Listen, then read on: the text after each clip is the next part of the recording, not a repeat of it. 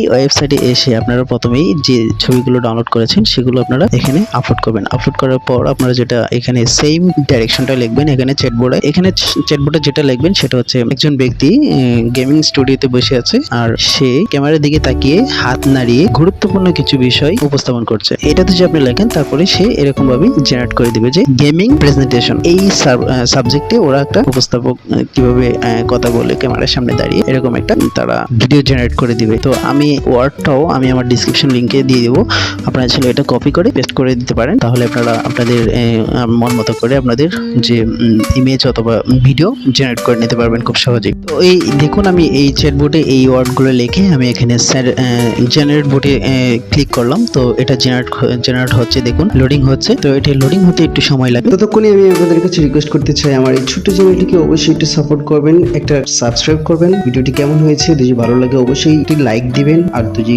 খারাপ কোনো হয়ে থাকে তাহলে অবশ্যই কমেন্ট সেকশনে জানিয়ে দিবেন। দেখুন আমার এই ভিডিওটা